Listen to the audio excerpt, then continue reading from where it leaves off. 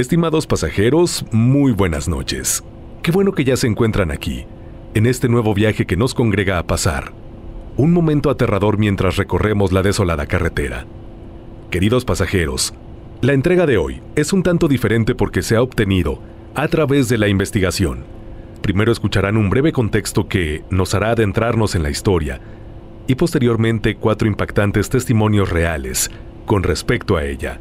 Les puedo adelantar que este es uno de los casos paranormales más impactantes que se han compartido en este espacio y que además forma parte de los macabros especiales de octubre. Aunque si estás llegando a este viaje en cualquier otra época del año, igualmente lo puedes disfrutar sin ningún problema. Queridos pasajeros, si son tan amables, tomen cada uno su asiento por favor, inclínenlo, abrochen su cinturón y relájense, porque nuestro recorrido hacia el misterio está por dar inicio. Estimados pasajeros, favor de abordar, ya que aquí comienza otro viaje a través de la desolada carretera, con rumbo hacia lo desconocido. Introducción. Hoy, decidimos desempolvar un expediente bastante antiguo, uno que había permanecido guardado durante mucho tiempo, por diversas razones, por falta de tiempo, o simplemente porque no se había podido adaptar de forma adecuada para poder presentarlo de manera correcta en este espacio. Este caso surgió en un ejido ubicado en las cercanías de Villa de Zaragoza, dentro del estado de San Luis Potosí. El primer acercamiento que tuvimos con esta historia fue gracias al testimonio directo de Humberto Cervantes, técnico especializado en reparación de maquinaria agrícola, con más de 30 años viviendo en esa región, conocido por la mayoría de los vecinos. Su testimonio inicial giraba en torno a una mujer que vivía en un terreno alejado. Las condiciones generales de este caso comenzaron a volverse más graves con el paso del tiempo, debido a la enfermedad creciente de la madre y la presencia de múltiples sucesos que nunca pudieron explicarse, mediante causas materiales comprobables, ni diagnósticos médicos válidos emitidos por personal certificado de la zona. A lo largo de más de un año completo de investigación intermitente y seguimiento detallado, logramos reunir e integrar el expediente en un total de 21 testimonios independientes. Cada uno aportó datos distintos sobre hechos específicos. La clave para poder comprender en su totalidad este caso no está en un evento único, ni en una sola línea de hechos, sino en el encaje preciso de todas las versiones parciales que llegaron desde distintos sectores de la comunidad: obreros de proyectos públicos, personas pertenecientes a grupos religiosos, familiares cercanos, residentes del perímetro inmediato y el mismo Cervantes. No es posible presentar aquí los 21 testimonios completos que logramos recabar, ya que el contenido resultante sobrepasaría las 2 horas de duración. Por eso vamos a mostrar únicamente 4 testimonios seleccionados, que en nuestra opinión, y después de varios análisis, ofrecen los enfoques más útiles y amplios para entender este conjunto de hechos, que por momentos da la impresión de no tener un desenlace claro ni una lógica que explique lo que sucedió.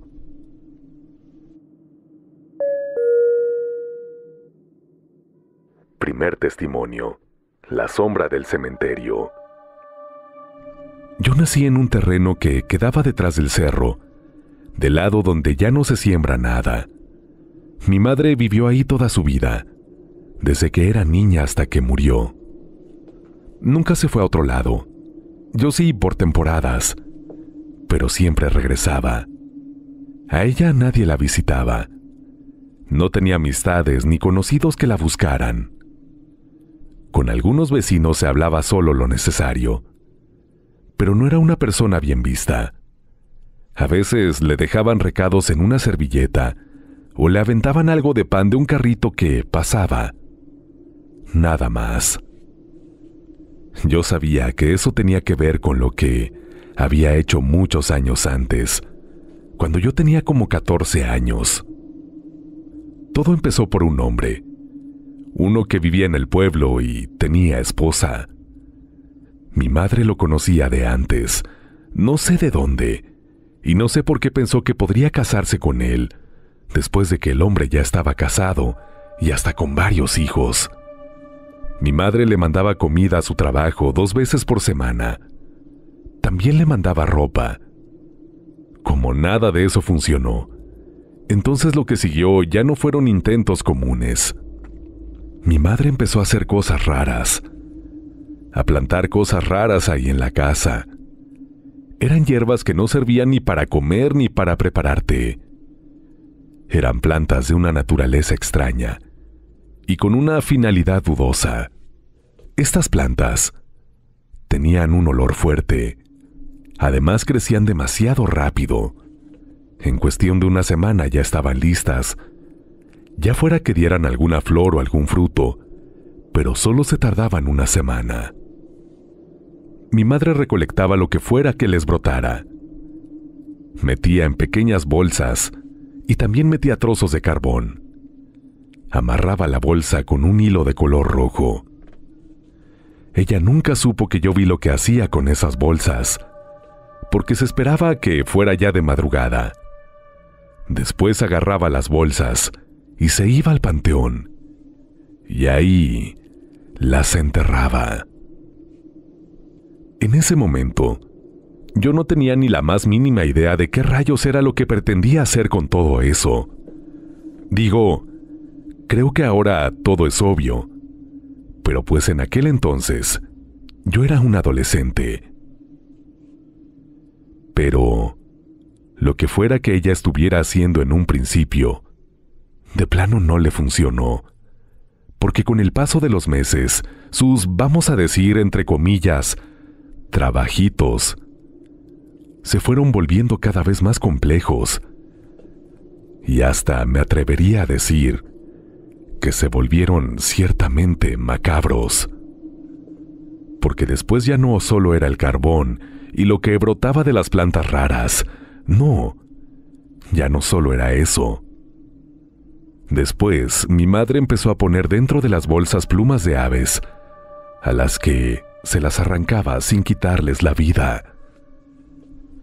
Pero eso tampoco funcionó. Así que ahora, sí las mataba a las aves.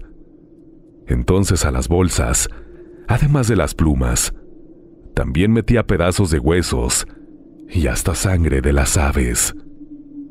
Pero pues nada cambiaba. El hombre seguía casado. Seguía en su casa.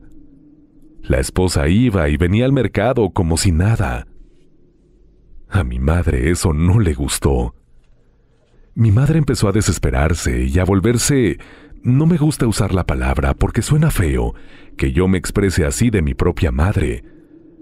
Pero pues es la verdad. Es que se empezó a volver así como que... loquita. Empezó a hablar sola. Decía cosas bien raras cuando creía que nadie la estaba escuchando. O a lo mejor no estaba loca.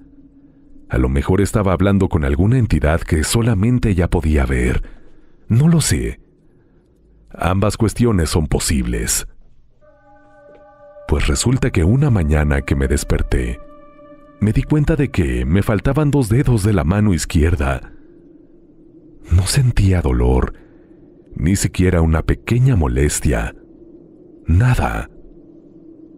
Yo estoy completamente seguro de que fue mi madre la responsable. Digo, es obvio, pero la verdad no sabría decirles cómo carajos fue que lo hizo, porque no lo sé. La reacción que tuvo ella cuando le dije fue bastante ambigua. O sea, cuando le dije que no me dolía nada, me dijo que pues ni modo, que ya había pasado y ya. No mostró el interés que una madre debería haber mostrado, lo que la delataba como responsable. Pero pues tampoco trató de negar que ella lo había hecho. Fue muy raro todo. Después de eso, las cosas se pusieron peor. Las paredes de la casa se llenaron de rajaduras que parecían hechas así como con cuchillos o alambre de púas. Yo de plano ya no podía soportar estar en esa casa, así que me fui con un primo a otro rancho. Duré unas semanas, pero tuve que regresar porque me enteré de que mi madre se había enfermado. Pues ni modo, tuve que ir a verla. Sí, se veía que estaba mal. Cuando le pregunté qué tenía, ella me respondió que ya tenía una semana que no podía dormir, porque la sombra del panteón se paraba junto a la puerta, que como había dejado de ir a llevarle ofrendas, pues eso se había salido del panteón y la había seguido hasta la casa, y no iba a irse hasta que ella volviera a llevarle ofrendas. Eso ya estaba muy preocupante, porque a lo mejor mi madre ya estaba completamente loca, o a lo mejor sí había una entidad que la estaba atormentando, o peor aún, esta entidad ya la estaba volviendo loca. No importaba cuál de las tres fueran las situaciones. Cualquiera que fuera estaba muy mal. Así que pues yo necesitaba hacer algo que funcionara, fuera cual fuera la situación con mi madre. Así que fui a comprar unas veladoras. Regresé a la casa y puse como 20 veladoras por toda la casa. Las prendí mientras rezaba, pero cuando terminé de prender la última veladora, se escuchó algo. No sé, algo horrible. No hay nada que se le parezca, así que no se los puedo describir. Era algo horrendo. Cuando se escuchó eso, en ese mismo momento, todas las veladoras que yo acababa de colocar por la casa se apagaron al mismo tiempo y después se reventaron, regando el vidrio y la cera por todas partes. Ahí ya me quedó claro que se trataba de una entidad maligna y una entidad bastante poderosa. Así que de inmediato fui a la iglesia para solicitar la ayuda del párroco. Le conté la situación. Él hizo algunas muecas porque pues era de esos sacerdotes viejitos que le gustaba ayudar, pero solo a la gente que asistía a la iglesia, y pues mi madre tenía como 8 años que no iba. Pero logré convencerlo de que fuera a la casa de mi madre. Cuando el párroco llegó, dijo que lo primero que había que hacer era bendecir el terreno y la casa. No ocurrió ningún cambio.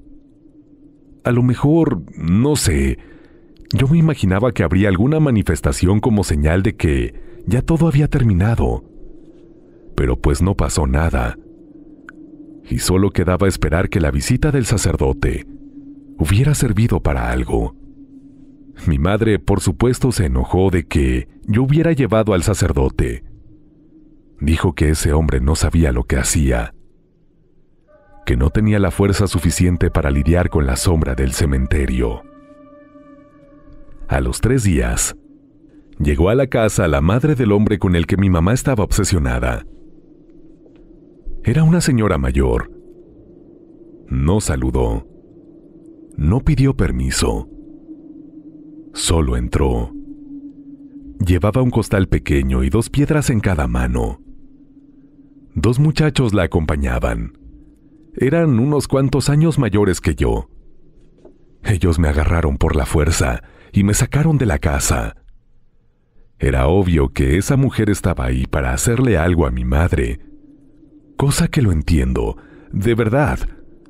Digo, de seguro alguna de las cosas que mi madre había hecho sí le había afectado al hombre o a su esposa. Y pues esta mujer estaba ahí para ajustar cuentas. Repito, lo entiendo. Y en cierto punto me podría parecer incluso algo justificable y hasta lógico. Pero pues también, entiendan que era mi madre, y mi instinto natural era querer defenderla. Creo que todos haríamos lo mismo. La mujer esta estuvo a solas con mi madre por menos de 5 minutos. Luego ya salió. Los muchachos me soltaron y los 3 se fueron sin decirme nada. Yo entré corriendo a la casa. Ahí estaba mi madre, profundamente dormida pero viva. Cosa que fue un alivio porque les juro que yo pensé que esa mujer le había quitado la vida. Nunca supe qué fue lo que sucedió dentro de la casa mientras mi madre y esa mujer estuvieron a solas. Pero pues algo pasó, porque al día siguiente la mujer, la madre del hombre, perdió la vida.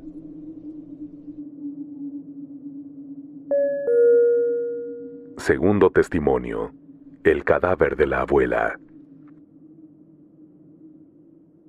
Cuando yo nací era ya una mujer grande. Caminaba poco, hablaba poco, pero sabía cuando pasaban cosas raras. Antes de que alguien me dijera directamente que mi abuela era una bruja, yo ya había escuchado algunas cosas raras. Por ejemplo, yo sabía que, cuando mi padre era joven, el sacerdote fue al terreno de mi abuela para bendecirlo. También supe que algunos creían que mi abuela era responsable de la misteriosa muerte de una mujer, cuyo fallecimiento no pudo ser explicado por el doctor que fue a asegurarse de que efectivamente estuviera muerta. Recuerdo el momento exacto en el que escuché por primera vez que mi abuela era una bruja. Fue en su funeral, al cual, por cierto, acudieron muy pocas personas. En realidad, prácticamente no acudió nadie del pueblo, cosa que me pareció curiosa. Su muerte fue de una forma un poco rara. Ella todo el tiempo hablaba de una entidad. Ella se refería a esta entidad como la sombra del cementerio. Y, según ella misma, esta entidad le quitó la vida. Esto me lo dijo la última vez que fui a verla. Me dijo que esa cosa se la iba a llevar en 3 días, y así pasó. A los 3 días, murió. Todas esas situaciones parecían piezas de un rompecabezas al que le faltaba una pieza para poder descifrarlo. Porque hubo más cosas raras que sucedieron ya después de que ella murió. No se le hizo una misa. No hubo ni siquiera un rosario. La enterraron sin ceremonia. El sacerdote no se presentó en el panteón. Tampoco hubo lápida. Solamente se puso una cruz de madera, sin nombre, ni nada. Entonces, sumando todo eso con la adición de que ese mismo día, alguien me dijo que mi abuela había sido una bruja, pues para mí fue claro. Esa era la pieza que me faltaba para entender la enigmática vida y muerte de mi abuela. Pero esto no quedó en, sí, mi abuela es una bruja y ya. No, nada de eso. Después de su muerte, entendí que mi abuela no había sido una bruja cualquiera. No tengo idea de si las brujas se categorizan por castas, por razas, por niveles, por especies. No tengo ni idea. Pero mi abuela fue una bruja de las peligrosas. De seguro hasta un pacto con Satanás tuvo. Esto lo digo porque en la madrugada el sepulturero fue a buscar a mi padre para decirle que alguien había abierto la tumba de mi abuela. Mi padre y yo fuimos a ver. Mi madre no quiso ir. Cuando llegamos al panteón, en efecto, toda la tierra estaba escarbada y el cadáver de mi abuela estaba afuera del pozo. No le faltaba nada. No le habían hecho nada al cuerpo. Solo lo habían sacado, cosa que no tiene sentido. Digo yo, si vas a sacar un cadáver, es para quitarle algo. Mi padre dijo que de seguro había sido un animal. Yo no le llevé la contra, pero eso no podía ser porque, en cuanto dijo eso, yo volteé a mirar la tierra de alrededor y no había ni una sola huella de un animal. Además de que un animal se hubiera comido algo del cadáver, pero no era el caso. El cuerpo estaba enterito, intacto, así como había sido enterrado. Total. Entre mi padre, el sepulturero y yo, volvimos a enterrar a la abuela, y pues se supone que hasta ahí debió de haber quedado el asunto. Pero no. La siguiente noche pasó lo mismo. En esa ocasión el sepulturero de plano dijo que él ya no la iba a enterrar, que eso ya era asunto de mi padre y de quien le quisiera ayudar. Eso pasó una tercera, también una cuarta vez. De hecho, después de la tercera vez, el sepulturero ya le había dicho a mi padre que no iría ni a avisarle si el cadáver de la abuela seguía apareciendo desenterrado, que sí quería que él mismo fuera a revisar cada noche. Y pues sí, la cuarta noche que el cuerpo estaba afuera, lo encontramos mi padre y yo cuando llegamos al panteón a eso de las 4 de la mañana. La quinta noche, la tumba estaba toda escarbada, pero el cuerpo no estaba. Ahí sí de plano ya no supimos cómo reaccionar. Nos pusimos a caminar por todo el panteón, buscando el cadáver. Nada. Luego en los alrededores de fuera, pues tampoco había nada. Mi padre y yo estábamos sentados afuera del cementerio, cuando llegó una señora y nos dijo que mi abuela estaba tirada a un lado del camino que va al molino viejo. Fuimos y sí, ahí estaba. Pues no quedó de otra más que conseguir una carreta. Subimos ahí el cadáver y pues fuimos a enterrarlo de nuevo al panteón. La siguiente noche, otra vez el pozo abierto y nada de cadáver. Ya estábamos yendo al lugar de la madrugada anterior, cuando escuchamos unos gritos horribles y fuimos corriendo. Resulta que una parejita había encontrado el cadáver de mi abuela dentro de una casa abandonada que quedaba cerca del potrero. Y así fueron las 2 siguientes madrugadas. El cadáver de la abuela lo encontramos en un lote baldío y luego en la esquina donde empieza el camino principal. Esta situación ya no solo nos estaba afectando a nosotros, ya estaba afectando a la demás gente del pueblo. Así que pues el tema fue llevado al sacerdote para que él tomara una decisión sobre cómo ponerle fin a esa situación, que ciertamente era bastante tétrica. El sacerdote dijo que había que enterrar a mi abuela en el viejo panteón, que estaba en los terrenos de la iglesia. Y pues, eso fue lo que hicimos. Pero eso tampoco funcionó. De hecho, lo que pasó fue mucho peor. El sacerdote nos había pedido a mi padre y a mí que nos quedáramos cerca de la iglesia para estar al pendiente de que algo fuera a pasar. Pero pues no nada más nosotros nos quedamos, porque la gente es chismosa y metiche.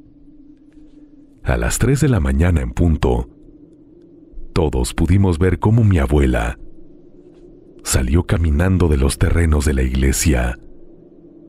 Iba completamente en llamas. Se hizo un alboroto espantoso.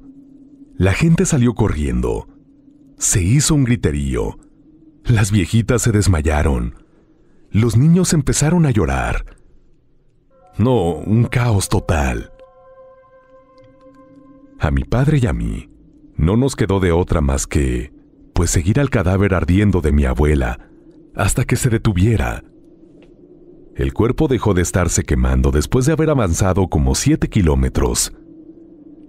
Ya que el fuego desapareció, el cuerpo se cayó a la tierra y quedó ahí desplomado, inerte. Mi padre y yo la subimos a la carreta y nos metimos al monte.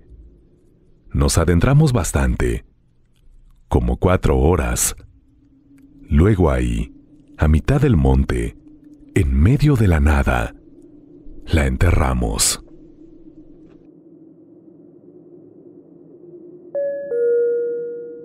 Tercer testimonio. La brecha detrás del cementerio. Yo trabajé varios años con la misma cuadrilla de caminos. Nos mandaban a tramos rurales, muchos de esos sin plano, sin señalamiento, ni línea marcada. En esa ocasión nos tocó abrir una brecha nueva detrás del panteón de Villa de Zaragoza. Dijeron que iba a conectar con la parte norte del ejido, donde antes había puro monte y paso de animales. La mayoría no conocía la zona. Apenas llegamos, nos dijeron que tuviéramos cuidado con ciertas tumbas viejas. El segundo día, al mediodía, uno de los operadores avisó que había encontrado varios costales pequeños enterrados, que dentro contenían lo que parecía ser trabajos de brujería. Yo fui a ver. Sí, en efecto eso parecía. Eran como 4 o 5 costales pequeños. Yo sabía que debía haber más. No sé cómo, pero lo sabía. Entonces, di la indicación de que se escarbara ahí con la pala mecánica. Y sí salieron un montón de costales. Le estuvimos dando ahí hasta que ya no salieron más costales. No los contamos de uno por uno. Pero así, a ojo de buen cubero, les puedo decir que sacamos más de 80 costales. El encargado fue a hablar con el municipio. No suspendimos trabajo, pero sí nos dijeron que no hiciéramos nada con esos costales, que enviarían a alguien para que se hiciera cargo de eso. Al día siguiente vinieron unas personas. Se llevaron todos los costales. A la semana siguiente, cuando ya estábamos trazando línea recta con varilla, empezaron a pasar cosas raras. Pero no allá donde trabajábamos, sino en el pueblo. Se decía que algunas puertas amanecían abiertas. Una señora fue a reclamar a la presidencia porque su corral apareció desarmado. Otro hombre que tenía taller de motos dijo que las motos habían amanecido tiradas. Luego sí empezaron a pasar cosas ahí en la obra. Aparecían gallinas degolladas. Yo conocí a Humberto en ese tiempo. Vino a revisar una máquina agrícola que se nos había prestado para compactar tierra. Mientras revisábamos el motor, salió el tema de lo que había pasado atrás del panteón. Le conté todo. Él no dijo mucho. Nomás preguntó qué era lo que esos costales tenían dentro. Cuando les dije, se quedó callado un rato. Me preguntó si no habíamos sido atacados por alguna cosa rara. Le dije que no, pero le respondí confundido porque no entendí su pregunta. Humberto me contó que desde que se había inaugurado el cementerio, hace ya más de 100 años, las brujas solían llevar ofrendas y sacrificios a una entidad demoníaca, que ellas mismas la llamaban la sombra del cementerio. Que todas las cosas raras que estaban pasando en el pueblo era porque nosotros habíamos desenterrado todas esas ofrendas. Me aseguró que en distintos lugares del cementerio o de los alrededores debía haber miles de ofrendas y sacrificios, pero que eso no importaba, que si a esa entidad le quitabas una de sus ofrendas, pues se enojaba y encontraba la manera de desquitarse. Que nosotros habíamos tenido mucha suerte de que esa entidad no hubiera centrado su atención en nosotros, porque hasta pudimos haber terminado muertos. Pero al parecer, la suerte estaba de nuestro lado. Estimados pasajeros, qué bueno que siguen aquí. Espero que estén disfrutando de estos macabros testimonios y que les estén resultando interesantes e impactantes a la vez. Antes de continuar, te invito a que, si aún no lo haces, te unas a la gran familia de pasajeros. Esto es muy sencillo, lo puedes hacer pulsando el botón de suscribirse y activando la campanita de notificaciones. Así no te perderás ninguno de tus próximos viajes. Estoy deseoso de poder narrar tu relato. Por favor, envíalo. Tienes 2 opciones. Contactarme es muy fácil. Lo puedes hacer vía Instagram, en mi cuenta personal a través de LocuTonyMX, LocuTonyMX, o bien puedes escribir a la bandeja desolada. Mi desolado es @gmail.com. midesoladoes@gmail.com. Si está en tus posibilidades, no olvides comentar este video, darle like y compartirlo con alguien que creas que puede llegarse a integrar a esta familia de pasajeros. De antemano, mil gracias. Ahora sí, pasajeros, vuelvan al autobús, por favor, que queda un último testimonio, cerrando con broche de oro este recorrido. ¿Me acompañan a escucharlo? Cuarto testimonio. La grabación perdida. Yo iba en segundo de secundaria cuando ocurrió lo de la grabación perdida. Uno de mis primos fue quien llegó con la ocurrencia de que nos metiéramos al panteón en la noche. Él comentó que, según lo que había escuchado, alguien había visto una figura parada entre las tumbas, inmóvil, justo en una esquina que siempre está sola. Otros chavos decían que eso no era cierto, que se lo habían inventado, que era puro cuento. La única manera de saberlo era yendo. Uno de los amigos de mi primo tenía una videocámara vieja, de esas que ya casi no se usan, pero todavía servía para grabar con suficiente claridad. Así que decidimos usarla. Nos metimos con la cámara, una pila de repuesto, linternas grandes y algo para botanear. La verdad es que nadie esperaba que sucediera algo real. Nada extraño, nada raro, nada fuera de lugar. Mientras recorrimos el panteón no vimos movimiento, no escuchamos ruidos raros, ni tuvimos ninguna percepción extraña. Caminamos sin ningún problema. Desde las 2 de la mañana hasta las 4, estuvimos dando vueltas por todos lados. Grabamos pasillos, esquinas, tumbas y hasta la entrada. Registramos cada espacio accesible. Incluso le hicimos una breve entrevista a un sepulturero. Después de eso, nos regresamos a la casa convencidos de que todo había sido puro invento, que no existía ninguna figura parada entre las tumbas, ni ningún otro detalle raro. Pero más tarde, cuando ya estábamos sentados en casa revisando el video con calma, fue que nos dimos cuenta de que sí se veía algo raro. Era una figura de cuerpo entero, completamente negra. Esa falta total de luz sobre ella fue lo que permitió que se distinguiera. En una parte del recorrido, cuando pasamos la linterna por un costado, se veía cómo la luz no atravesaba una zona. Ahí estaba la figura. La forma que tenía era parecida a la de un hombre. Durante la noche, en el momento en que pasamos por ahí, nadie del grupo vio nada, pero en la grabación se veía claramente que se movía. Solo caminaba, lento, entre las tumbas. Mostramos el video a varias personas, familiares, conocidos, vecinos. Todos coincidieron en lo mismo. Todos señalaban la figura en el mismo punto exacto del video. Era evidente que ahí había algo. Quisimos conservar esa grabación y compartirla.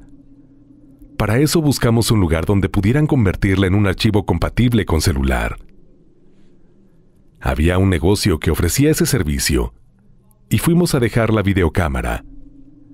El encargado, un hombre ya mayor, nos dijo que sí, que regresáramos al día siguiente en la tarde. Pero esa noche ocurrió algo grave. El local donde habíamos dejado la grabación se incendió por completo. No quedó nada. El encargado estaba adentro cuando ocurrió el incendio.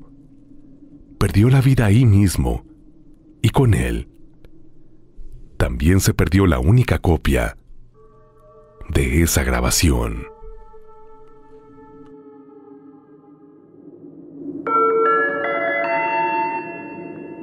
Estimados pasajeros, hemos llegado a nuestro destino. Gracias por acompañarnos en este viaje. Es momento de descansar. Si creen poder,